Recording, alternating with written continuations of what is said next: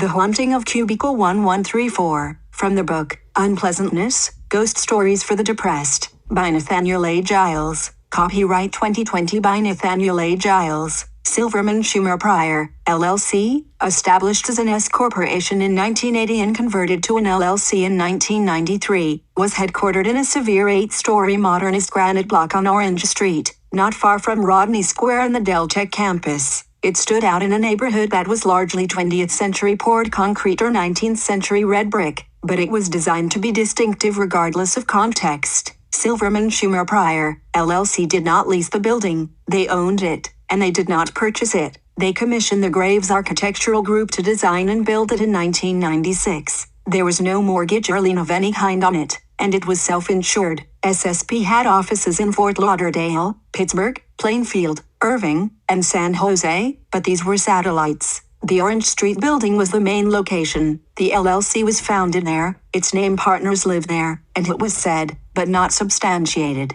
that hourly workers made more money there and that the partners protected them from layoffs there because even in lean years they wanted the building full to project a sense of abundance. The first floor was a huge high-ceiling granite, steel, and glass reception area with a highly polished black basalt floor, several discrete groups of 6 or 8 big dracænas that each looked like a little palm forest, uncomfortable high-concept furniture in the waiting area, bathrooms and conference rooms in the back, and some mysterious maintenance rooms. Somehow Alejandro Rojas, operations manager of Intake, got the idea that one of them was called the pump room, but he never specified which, and there were no signs. Facing the 4 glass entrance doors were 2 oblong reception desks in delta formation at an angle of about 130 degrees, each housing 2 beautiful receptionists, from left to right, Monica, Amelia, Karen, and Champagne, after the city, not the wine, each with a headset and 3 large monitors. Mostly they fielded and transferred phone calls, accepted deliveries,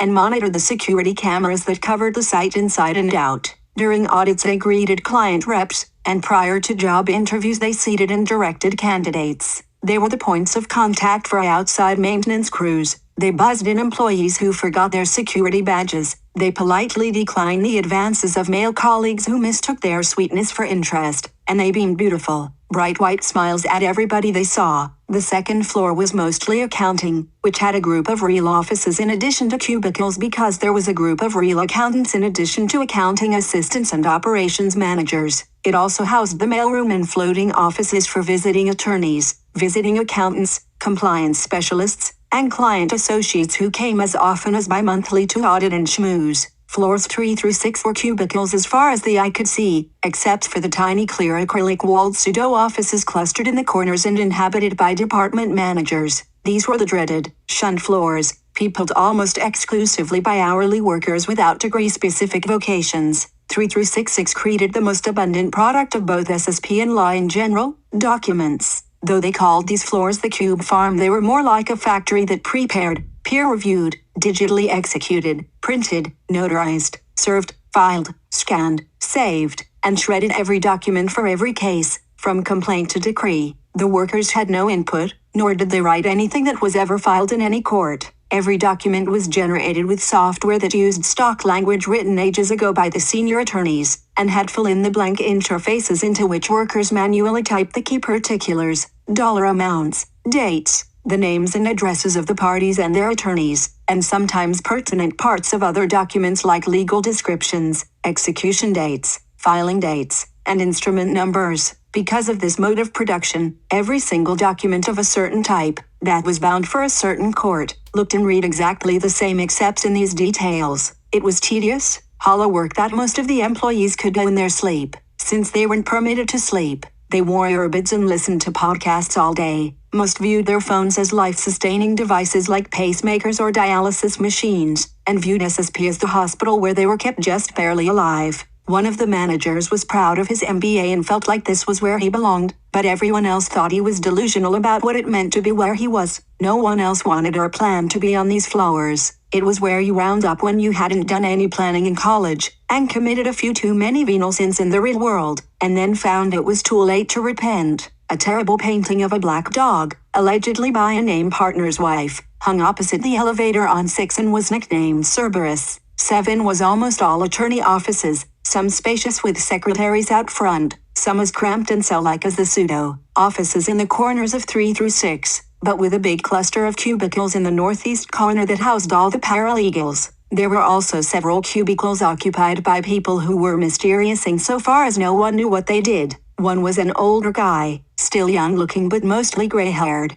who wore jeans and boots and Harley t-shirts, and had several vines of golden pothos trained around the rim of his cubicle and secured with zip ties. Another was a young, delicate-looking man who dressed in neat business casual and had thick black hair that was complexly styled, stiff, and looked like it took a lot of product in 45 minutes or so to do. The others were less distinctive but equally mysterious. The wage workers in the cube farm speculated that they did internal audits. 8 was strictly named partners, senior partners, and their executive assistants, so everything about 8 was different. It had thick gray and black carpeting that gave a little under every step you took, and absorbed so much sound that as soon as the elevator doors opened you felt like someone had pressed the mute button on a TV or turned off a white noise machine. The entire floor smelled faintly of industrial disinfectant and moderately expensive men's cologne, and everything was dark. The doors and much of the furniture was walnut with oxidized brass hardware, and the chairs and couches of brown or black leather. The walls were a dignified gunmetal gray, and the ceiling maybe 3 shades lighter. There were no cubicles anywhere on 8, and all of the offices were dignified though they varied greatly in size. Each of the named partners got a corner office, as did the CEO. The CFO and COO were also housed here in offices that were big and nicely furnished but not corners.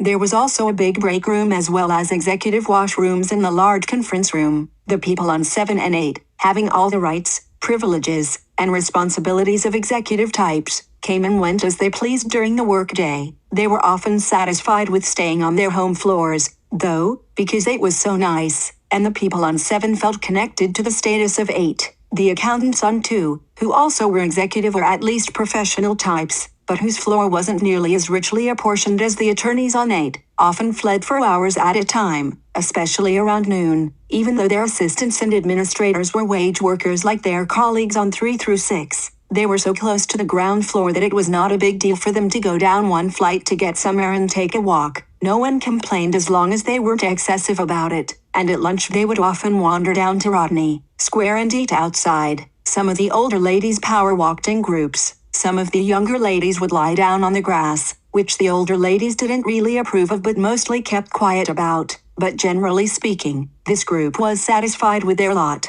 The hourly workers from the Cube farm had more complex issues. They wanted to go to Rodney Square or at least for a walk outside, but usually didn't, fearing that, due to all the elevator and walking time, they'd spend the bulk of their 30-minute break in transit. Even if they walked fast, they might get back a few minutes late and therefore, the horror, have to stay late. So they sat in their cubicles for 9 straight hours, or ventured into the dingy break rooms on their home floors, looking frustrated, eating lean cuisines, mostly of the type that didn't have to be stirred after 3 minutes. While this is a normal circumstance of the corporate world, they saw it as a significant problem, and one of the biggest drawbacks to working at SSP. Being tied to the mostly beige cube farm and seeing fluorescent light almost exclusively, the windows were tinted, coupled with the soul-eroding nature of their jobs made it a hateful place to many. The dreariness of their surroundings and the relentlessness of that dreariness often overcame them, and many of those people were stuck, knowing their other employment options paid less or were less stable. Cubicles on 3 through 6 were not singles with one person. They were big square enclosures housing 3 people, 1 per corner with the entrance where the 4th corner would be. These cubicles were arranged in clusters of 4, forming a grid of 12-person megacubes equally spaced across the floor. For administrative purposes the cubes were numbered, and each cube had its number posted on its visible sides.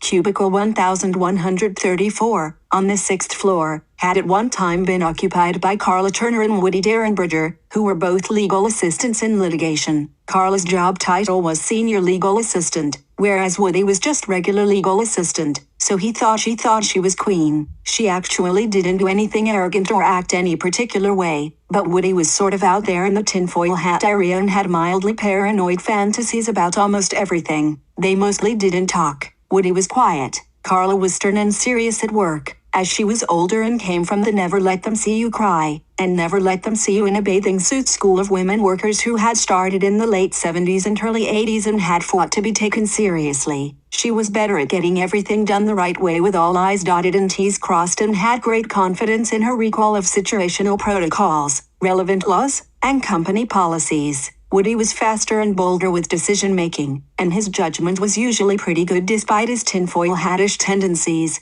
but he made noticeably more mistakes than Carla. IT had installed that area's communal printer in the corner where there otherwise would have been a third person, so they were a duo, each separately fantasized about the other quitting, and then having the cubicle to him or herself. Though they didn't really know this about each other, they each felt uncomfortable around other people and preferred to be alone. They each had issues, each had been abused as children, and each had a lot of anger that they had to make a conscious effort to suppress. Neither recognized this in the other, though other workers in that area could see clearly that they were angry, unhappy people. Carla and Woody each thought the other behaved pretty much normally. Carla died first. On August 17, 2015, she stayed 15 minutes late to finish a batch of discovery responses. Then she clocked out, got her things together, walked all the way to the parking garage in the rain, climbed the steps to the 5th level. She was late-ish that morning and felt lucky to find a spot even on the exposed roof of the garage, only to remember that she had sat her car keys down between her scanner and monitor stand that morning and never put them back in her bag. She would have to walk down 5 flights. The parking garage elevators were maddeningly slow, all the way back to the SSP building, take the elevator up, get her keys, take the elevator back down, walk all the way back to the garage, and climb 5 flights again. She was frantic and angry on her way back to SSP. Her husband, who worked a 6 o'clock 3 o'clock shift, was waiting for her at home, but she didn't actually care about that, or him anymore, really, and sometimes not even their children. She was numb and addicted to routine and pretty much desensitized to everything in her personal life. She was frantic and angry because she wanted very much to be out of this place and at home where things were clean and nice and no one could fucking email her. And she knew that the later she left, the worse traffic was going to be on 495. And that's what did it. Worrying about traffic and the passing of time occupied her attention. Through the worry and frustration, she barely knew what she was doing. After she got her keys and went all the way back to the garage, she mounted the stairs. Carla was 51, so stairs were difficult to begin with, and they seemed bigger the second time around. Her legs hurt from all the hurrying. She was wearing heels,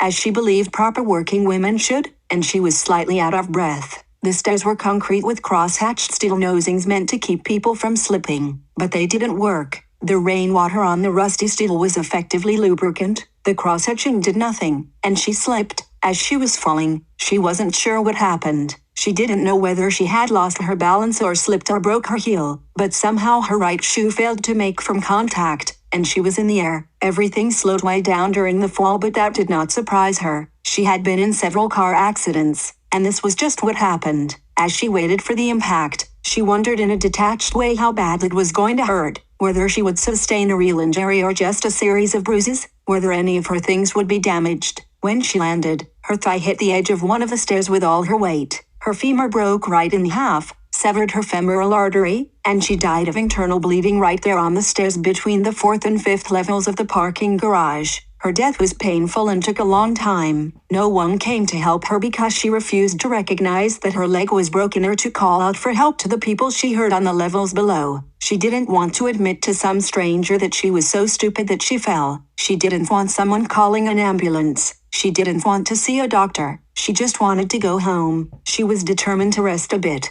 get up and get to her car, recover at home that night, and be back at work the next morning. And if the pain made her limp, she'd hide it by not drinking anything so she wouldn't have to get up to pee every hour or so. But instead she slowly lost consciousness and died alone in a rust-stained concrete stairwell, suppressing moans and taking sharp breaths to dull the pain. Before she was officially found by a woman named Ruth Jones, a man named Michael Colby saw her on the steps as he was making his way up to his car. He paused briefly, not thinking anything at all, just looking to see if she moved in any way. She did not. He sort of shifted himself over to see if her eyes were open. They were not. She looked pale and was not breathing. Her left leg was swollen. He climbed over her, got in his car and left. He, too, had been late that morning and was forced to park on the roof in the rain, and here he was leaving at the worst part of the day for traffic. He didn't want to get bogged down in paperwork and police for a person already dead. Like Carla, he just wanted to go home. 11 days later, while working late that Friday evening, Woody Derenberger, a big, square-headed moose of a guy, got a sudden headache, stood up at his desk in Cubicle 1134, and then collapsed. It was 5:53 p.m. Legal assistant Tricia Atwood,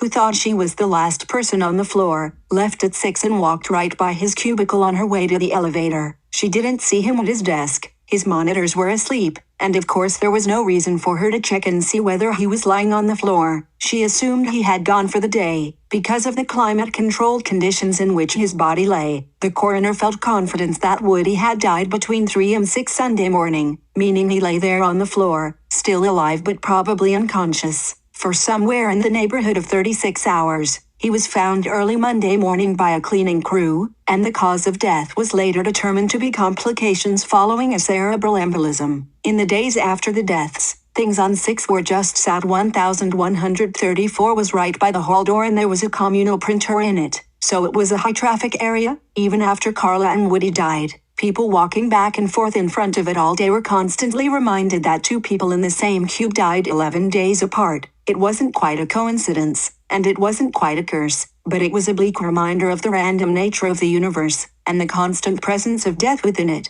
Somebody put flowers on Carla's desk to try to dispel the gloom, but nobody put anything on Woody's, and this made everyone feel sad about his outsider status, and how long he had lain on that floor alone, in the dark. Later, someone put a pewter beer stein there as a general sort of manly gesture, but it was removed when it came out that Woody had been in recovery for nearly a decade before his death. Though Carla's belongings were boxed up and given to her husband, it wasn't clear to whom Woody's should be given, so they stayed where they were. Rumor had it there was no one to give them to. This was in fact true. There wasn't much there anyway. There were earbuds and a scratched, chipped, third-generation iPod in his desk drawer. There was a box of granola bars with 1 bar left. There was a bright yellow paperback copy of Feeling Good by David D. Burns, M.D., and a black and red paperback copy of Aldous Huxley's The Devils of Loudon. There was a big snake plant that actually belonged to SSP, but since he had been with the company so long and had taken it with him every time he changed desks, no one knew that anymore. Someone picked up the snake plant and put it on his desk next to a battered banker's box with the rest of his stuff. The snake plant was several feet tall and now seemed to occupy Woody's space, a bonfire of green and black flames like a heavy metal album cover. Both the plant and the banker's box were getting dusty. The sleeve of the police's last record, Synchronicity, was push-pinned to the wall of the cube.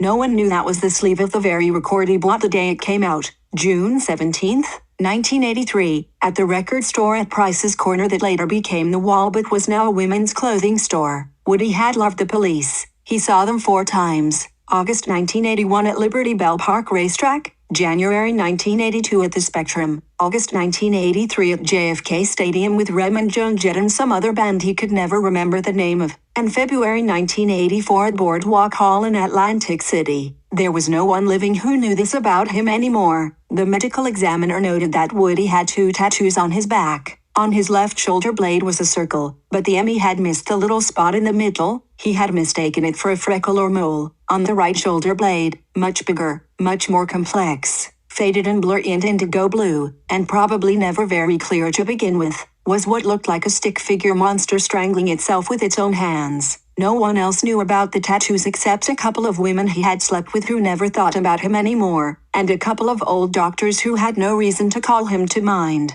The ME forgot about them after a few days and another fact disappeared from the earth. After more than a month, SSP employees still felt really bad about Woody and Carla, which was not normal. Coworkers did not really serve as second families and did not really love each other. That's an illusion manufactured by the producers of the Mary Tyler Moore Show that seeped out of television and into the world. In real life it hardly ever happens, and never at places like SSP. SSP was a low-wage and therefore high-turnover document assembly line, an intellectual mill. Most people stayed only as long as they had to. Those that stayed longer either had clawed their way into management and were reluctant to give up their single accomplishment in life or, like Carla and Woody, were the type that always had difficulty getting work to begin with, and only these latter dug in and decided that this was where they really worked and not just a stopgap. So, people at SSP only knew each other for a year or two before one or the other moved on, and even while they worked together, they barely interacted. This kind of work, knowledge work, mostly involved emailing strangers in Texas or Chicago and retrofitting one document to fit case after case. These were solitary activities performed by strangers in company with strangers. There was no family at SSP and there was no love. Mourning, when it happened, was mostly a show, put on mostly by women, and was acted imperfectly and half-heartedly, not so much for the dead or even for the loss of the dead person but because thinking about death made them sad. The men stood around wearing serious-looking expressions. If they said anything, it was from the list of pre-approved platitudes. But there was little in the way of real feeling behind any of this. It was mostly about reacting the way they were expected to when other people were looking so that no one thought they were sociopaths. Why the bad feelings should last so long for two, let's face it, Misfits was mysterious. Soon, people started avoiding 1134, which was no easy featuring Jamie Fink did her best to avoid the hall door, which was right behind it. In the morning, she came in that door because she didn't have any choice. But anytime she needed to use the bathroom or go to the elevator, she left through the fire exit in the back. This required that she walk down the back hallway almost the entire length of the suite, go through the fire exit, make a left, go down a short hallway, make another left, and then walk back almost the entire length of the suite, past the hall door she could more easily have used, and then another 15 feet to the bathrooms, or 30 feet to the elevators. But the fire exit doors only opened from the inside, so she had to come back through the hall door and walk past Cubicle 1134 at least once per trip anyway. She had just transferred from intake on 4 to litigation on 6, but soon after Carla and Woody died she said she wanted to go back or to transfer a second time to title curative on 5. Larissa Stuper from HR on 5 told her that it was against policy to transfer twice in a year and that if she wanted to claim that the move hadn't worked out and go back to intake, she'd have to go back to her old wage. Jamie sullenly declined and stayed on 6, but now sometimes she cried in the bathroom, which she didn't do before, and she drank as little water as possible. When Sharon Watley started with the company, Carla and Woody had already been dead for 2 months, and though no one told her about what had happened to them or why they sat, she found herself overcome with dread every time she had to walk past 1134. One time she even cried a little. Whenever she had to see the dusty monitors and those chairs that hadn't moved in who knew how long, she feared that management might move her to the cubicle. No one had worked in it since her start date,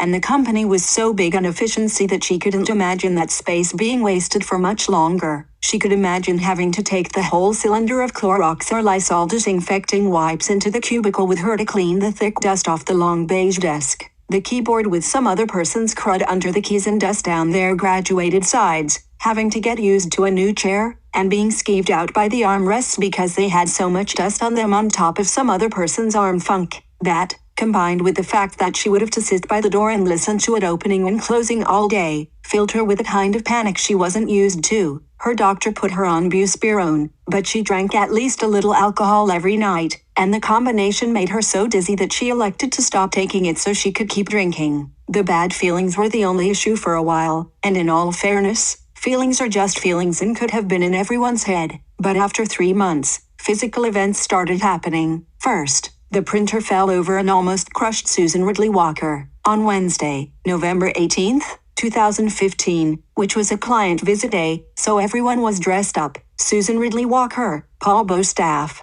Tanya Candler, Gary Holt, Lorna Elswind, Jennifer Arroyo, Trish Stone, and John Dett, who sat in cubicles 1132, 1133, and 1135, were all preparing notices of motions, and orders approving motions, and were all a little pissy because they were uncomfortable and because no one could wear headphones due to the client visit. When Susan printed a notice of motion, and order approving motion she was working on, the print job was sent to the printer in 1134, and there was a delay. Cubicle 1134 had a brother HL, S7000DNX, which had 2 extra trays making it about 3 feet tall by itself, but it also sat on top of a cabinet on casters containing 4 or 5 reams of standard staples multipurpose 8½ x 11, and 2 or 3 of 8½ by 14. So the whole printing rig was just under 5 feet tall. Either the brother HL, S7000DNX or Windows had a sklitch where sometimes,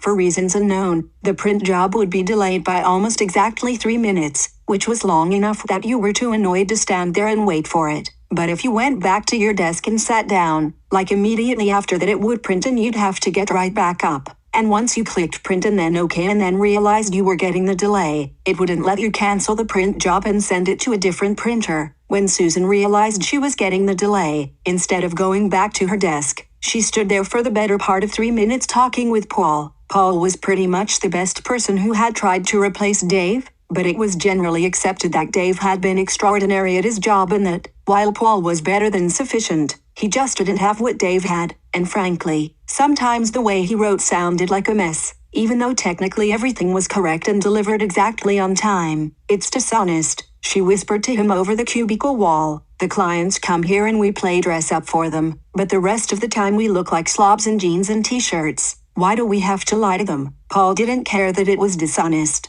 "I'm just pissed that it always seems to happen on the least convenient day. Like, today the fucking rain. I got all wet on the way in here, and now I'm not only uncomfortable but I look like a douche who doesn't own an iron. And the last time, redacted, was here in February. It fucking snowed, so I had to scrape the ice off my fucking windshield at 6 a.m. wearing these paper-thin dress pants and this thin shirt. Or, like, not this exact shirt, but a shirt just like this that offers no protection. You might as well have nothing on between your skin and your coat, just for these people who might walk by and see us for 4 seconds. At this point there was an odd vibration that both of them ignored, except that Susan turned around to see whether it was coming from the printer. Its LCD screen had not even lit up yet, so she turned back around. "Shit," she said. "I have to run the document upload report. Sucks for you. Would you run it for me?" "That's a big fat no, please. Under no circumstances. I have to run it tomorrow. I want to get out of here at a decent hour. I don't want to be stuck here at 6:30, in these clothes,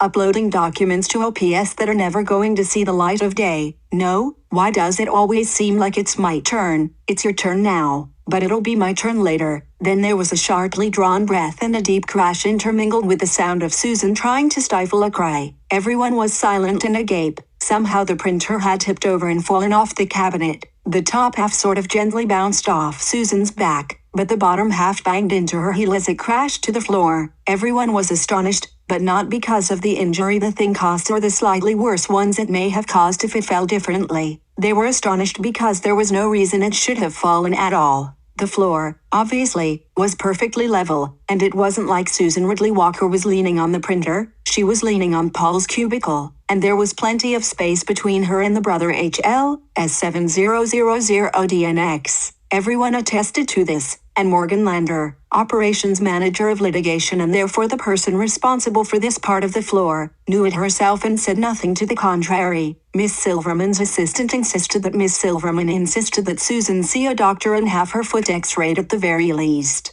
This was said to be due to Miss Silverman's concern for Susan M.'s. Silverman was the most visible and hands-on of the name partners and affected the most personality to the wage workers, but really everyone knew that Susan was fine and that this was for liability purposes. SSP was a law firm, after all. So, Susan went and did that on Miss Silverman's dime, got out of work early on a client visit day, got out of running the document upload report. Paul had to do it 2 days in a row, and no one from management level up raised an eyebrow when Susan called out the next day. Susan felt like a bruised ankle was not sufficient reason to miss 2.5 days of work, so she came back on Friday even though that was ridiculous, and Miss Silverman called her into her office and asked about the ankle. She said it was much better, almost good as new, right in front of one of the non-name partners, who was also director of compliance and was sitting silently in a corner away from Miss Silverman. But none of this was necessary. Susan didn't have the wherewithal to file suit, and she clearly didn't want to. She considered her bruise a happy accident that got her out of work for a day and a half and was not looking to cash in any further, so the matter was closed. This being the case, the episode was resolved from a legal perspective. The thing left to reconcile was why the printer fell. No one had a plausible explanation. Gary Holt and Jennifer Arroyo spent part of Thursday the 16th floating hypotheses to each other until Lorna butted in. "Maybe she sort of absent-mindedly kicked the printer," Jennifer said. "With paper in it, that printer has to weigh 80 pounds, Gary said. "Susan is 5'0" and weighs 3/4 of an ounce. No way she kicked it off with one of her little Tinkerbell feet, not standing in the position she was in. facing away from it, leaning on Paul's cube wall. And how could she kick it off the cart thing toward herself? The cords are behind it, so she couldn't have gotten tangled in them. No way she kicked it over. Well, what was it then? I don't know. But what about this? The top sort of shelf thing that the printer sits on. What if that sort of gave way under the weight of the printer? It wasn't broken, though, right? But check this out. I've assembled enough cheap IKEA or Office Depot or whatever furniture to know how that stuff is put together. My apartment is full of that shit. There's like a little hole in the sides of two parts that come together, and they give you a little dowel that you stick in both holes. Then you bang the sides together and the thing is together. Sometimes they're balsa wood, but sometimes the dowels are this really shitty plastic. So what if the cabinet thing wasn't rated for the weight that was on it, or was just old or something, and the dowels bent, the printer fell off, and then being relieved of the weight, it sort of snapped back into place? Doubt it. I feel like you're overestimating the weight of the printer, and I don't think that cabinet thing was as cheap as the shit you assemble yourself. But even if that did happen, no way could the dowels get themselves back into the holes, or if they did, it wouldn't look perfect. You would be able to tell that something happened to it. It would be off. But I saw it before maintenance took it. There was nothing wrong with it. Lorna Elswind, who shared Cubicle 1133 with them, turned around in her chair in the way that indicated that she intended to address the cube. They each made a provisionally willing to listen half turn toward each other, but would not yet commit to the full turn. Someone pushed it off, she said. Gary and Jennifer gave the full turn.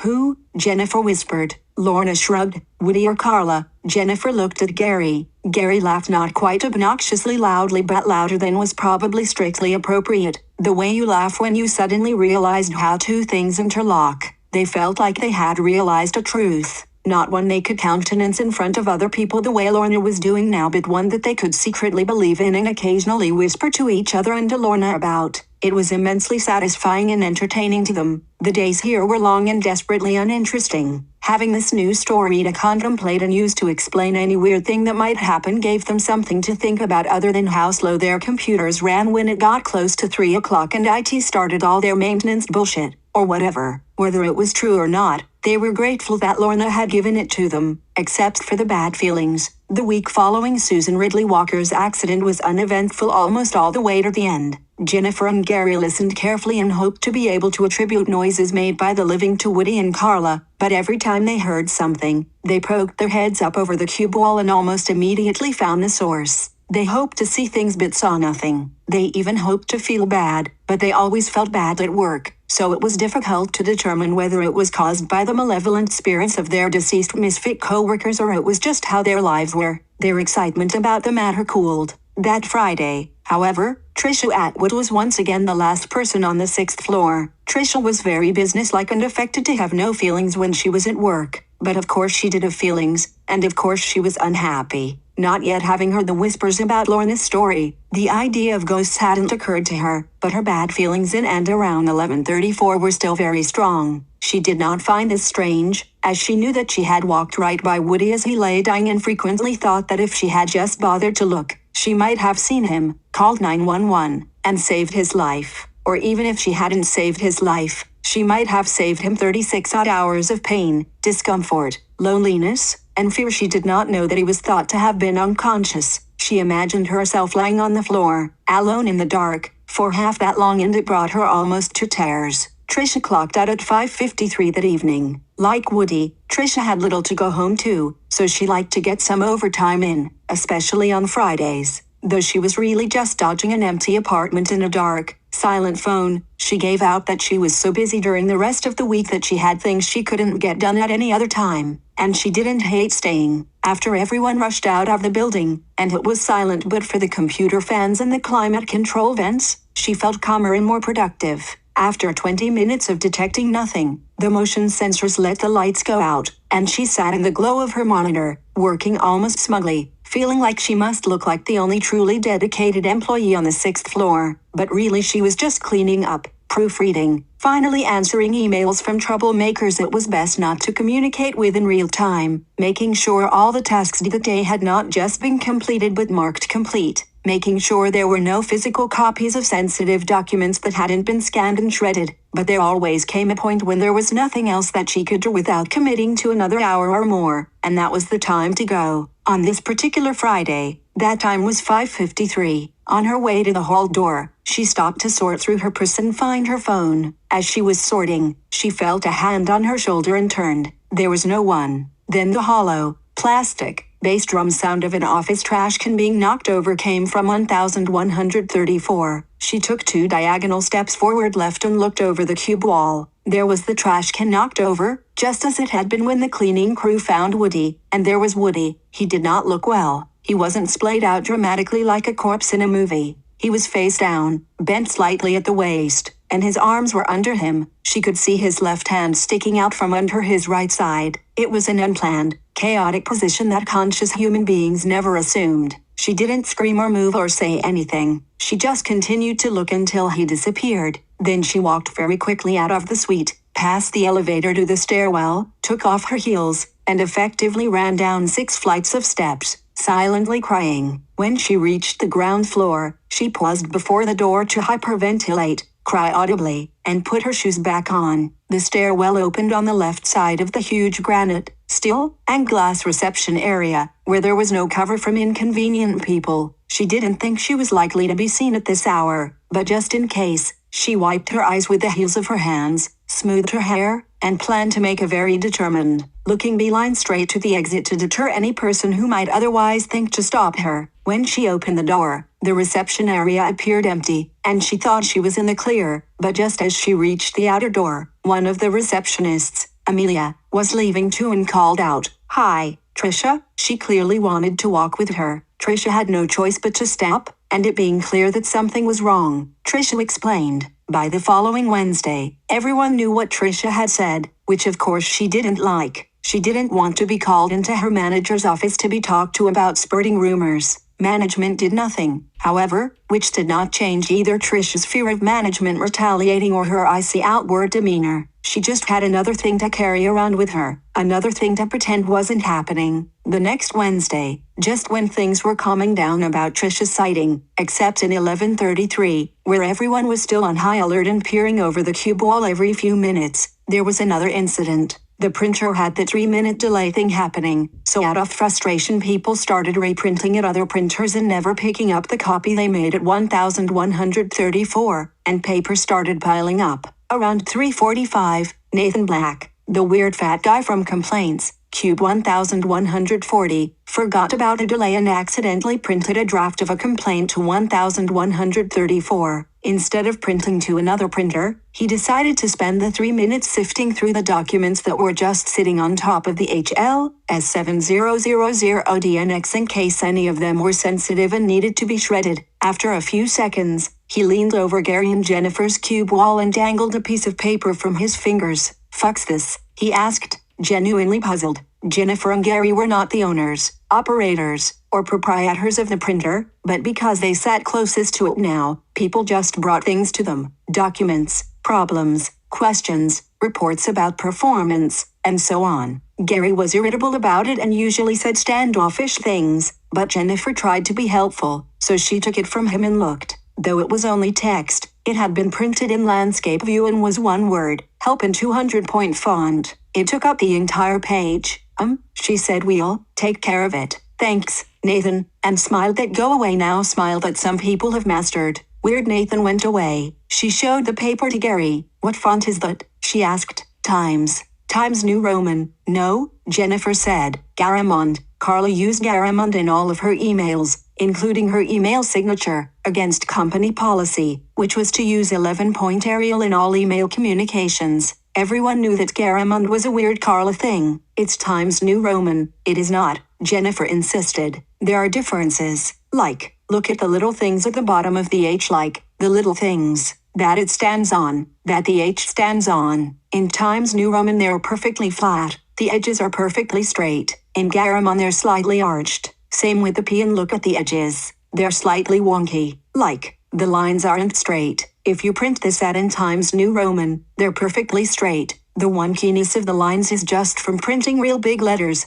That printer isn't designed to print signs. It's designed to print documents. Garamond can't have fucked up edges like that, I'm telling you. Gary, it does." Gary had to be convinced, so they did an experiment. After a few minutes they figured out that it was in 200-point font and printed one landscape help in Times New Roman and one in Garamond. The original, which they had marked original with a blue pen, matched the one they had printed in Garamond. The lines of the Times New Roman letters were exact and straight, whereas Garamond was slightly arched and wonky. Just like Jennifer had said, the original was definitely Garamond. Okay, but so, Gary said, anybody could have printed that for any reason. It could have been part of a sign that took up multiple pages or something. As a further experiment they emailed the entire floor. Hi, everybody, whoever printed a help sign on the printer in 1134 left it on the printer. Can you please come pick it up, or let me know it's okay to throw away? Thanks, Jennifer Arroyo, Senior Legal Assistant, Silverman Schumer Pryor LLC. No one responded, but that wasn't confirmation of anything. People in this office were more likely to remain anonymous than respond to an email like this. They just had too much work and too many real emails to waste time responding to frivolous ones. But it was very odd.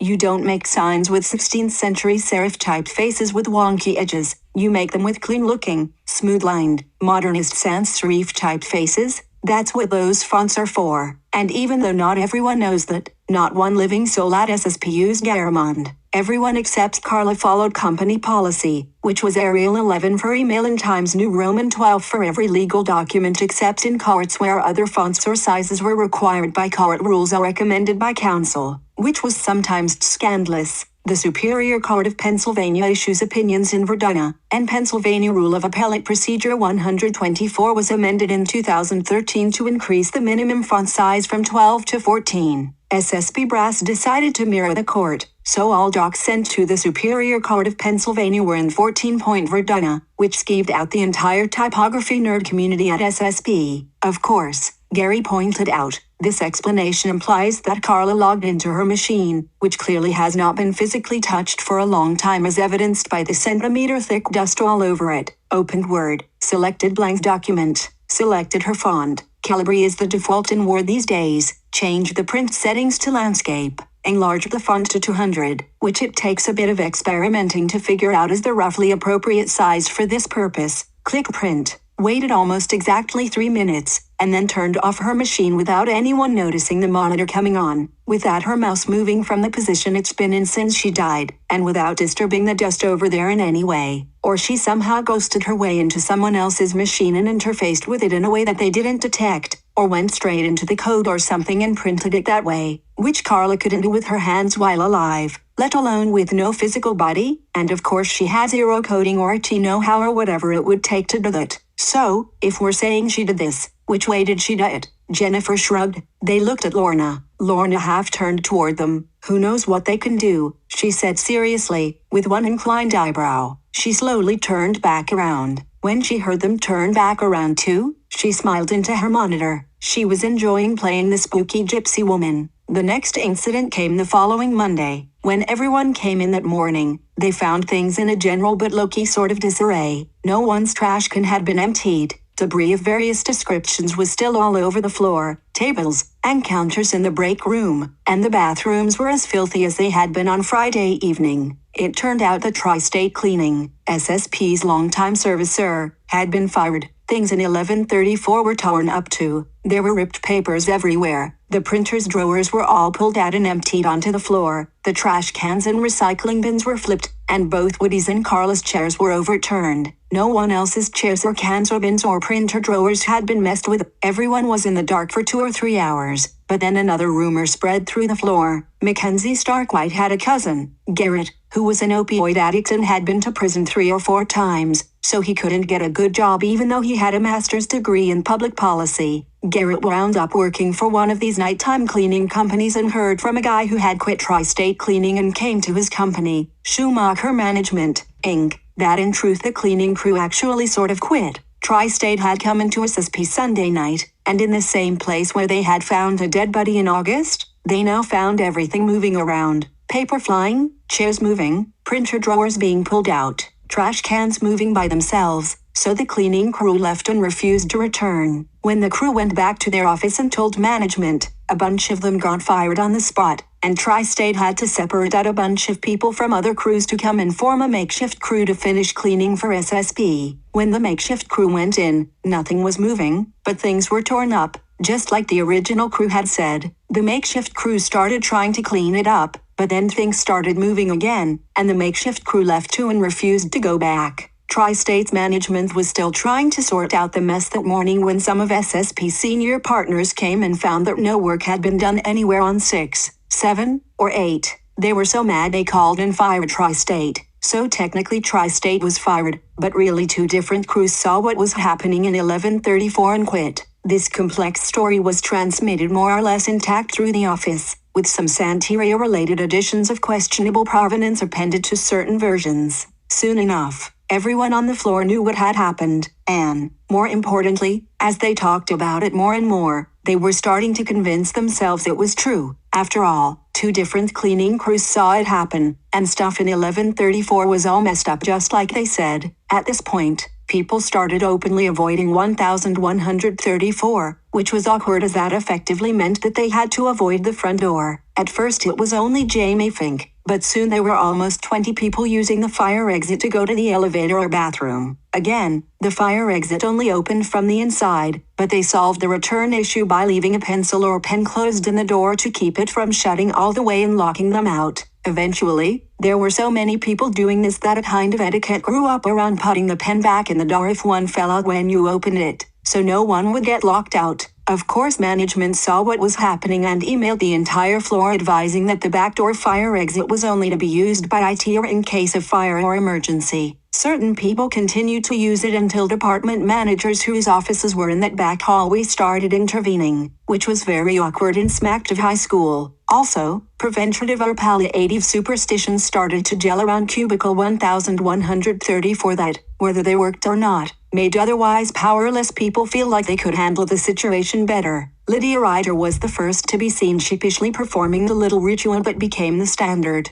When she had dismissals to print, and the printer in 1134 was experiencing delays, she behaved almost as though Carla and Woody were still in the cube sitting in their chairs. That is, when they were alive and Lydia entered their cube, she was polite enough to acknowledge them in whatever way was most appropriate given what they were doing at the time. Now that they were gone, she found that it made her feel better to raise her hand just above waist level and give a brief little wave, mostly just extended fingers in a controlled shake, and whisper hi, though she was embarrassed about it, and it showed on her face and in the character of her whisper. She continued this in full view of whoever was around, even the idiots who made a show of watching to see if she'd do it this time. After a few days, some of the other ladies in original docs started to do the same thing. The first male to do it was Nathan Black, the weirdo. He found himself standing there, waiting out the delay, unwilling to walk back to his desk without first getting what he came for. Feeling slightly more relaxed because it was Friday, and not really knowing what to do with himself while he waited, he half-sarcastically gave the little fingers extended half-wave and the compact guy nod, and said, "Hey, how you guys doing?" Gary and Paul and Jenna Royo and Trish Stone all witnessed this, and Trish couldn't help but laugh a little. Nathan had a thing for Trish and,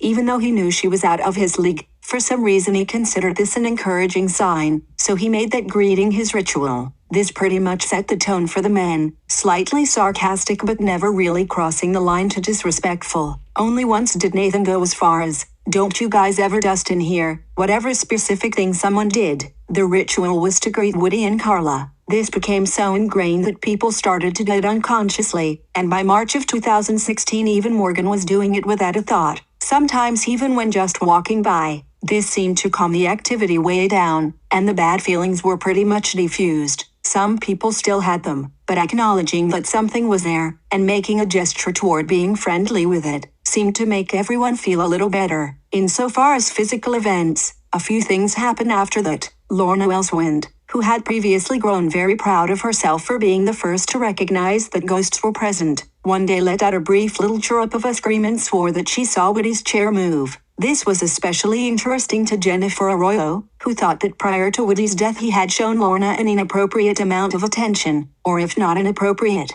definitely a disproportionate amount of attention, which made it seem an awful lot like he had a thing for her. But after the brief little chirrup, no one could really tell whether the chair had been moved. Paul swore that it had been, and Gary swore that it definitely had not and that he was closer to 1134 so he should know, but either way it was a minor incident. Then there was the day that Carla's monitors were on and the lock screen was up. No one was sure whether that was scary or not because no one knew if it had been completely shut down after her death, so it was not clear whether it had been turned on supernaturally or if it had been asleep this whole time, in which case pretty much anything could have woken the monitors up. When they checked, they saw that Woody's was only asleep, but that wasn't an index for Carla's. They then powered down both machines, and there were no further incidents of that sort. Management's non-public policy on these issues had thus far been to pretend that nothing was happening, and they would not have changed that policy but for the outcry. Everyone knew that SSP had been squeezing too many employees into too little space for too long, and being a relatively efficient company, they couldn't see leaving 1,134 unoccupied any longer. 8 months had passed, which should have been more than enough for the hourly employees to mourn the strangers who once sat near them. 2 new hires were coming in to be part of the client communications team. However, client communications was in the area by the windows on the west side of the suite, and the new hires would need to be near their team, so management decided to move 2 sort of satellite employees, who made up part of the highly fragmented post-judgment curative team, out of that area and into 1,134. One of these employees was one of his team's senior members, April Wigburcoin, who was competent but lazy, loud, and pompous, and could not stop talking about the move. Reproducing a great deal of her dialogue here would be annoying. It is sufficient to say that most of it was dramatically performed as though it were directed to her co-worker, Kim, who silently but emphatically didn't believe in the haunting, when in fact it was designed to create the general, widespread understanding that she didn't like the decision management made to move her to 1,134. It largely consisted of loud, shrill, broken sentences like, I just can't, I just can't sit there. How am I supposed to work there? Where that man died. The idea was to make sure management knew how unhappy she was without her having to say anything directly to them and make herself seem like a complainer. And it worked, so the plan was abandoned, and other arrangements were made. Ultimately, Cubicle 1,134 was dismantled. The printer was carried over and pushed up against the side of 1,132, having been placed, since Susan Ridley Walker's accident, on a low, stable, stationary cabinet that held much less paper to almost everyone's chagrin. The area where 1,134 had stood soon became just a series of discolorations on the carpet in the awkwardly, confusingly empty space by the door. The pieces of 1,134 were brought to the supply room, where they sat for a time like disarticulated bones in a heap, being too irregular to be neatly stacked. A positive side of this was that the supply room was located in the hallway that led to the fire exit. The remains being located there had the effect of repelling all unnecessary traffic from that hallway and rerouting it out the front door, where it was supposed to go anyway. Another positive was that people who often went to the supply room to kill time or steal supplies, especially AA or AAA batteries for use in personal electronics not purchased by SSP or necessary to SSP's business, no longer went there very often. After a few months, the remains of 1,134 were moved to a maintenance room that was locked and that only Nick Millett and his tattoos could access. For a while people listened for, and heard, voices coming from that room. It was almost as if the outrage of the dead workers grew rather than receded, but eventually people stopped listening at that door, and it was simply unknown whether anything was going on in there or not. Even Nick didn't know, only rarely having occasion to unlock it. Soon, enough people quit, and enough new hires took their places, that only a handful of people on 6 even knew the story, and whether noises came from the maintenance room didn't matter anymore. Carla and Woody were forgotten, disappeared from the earth.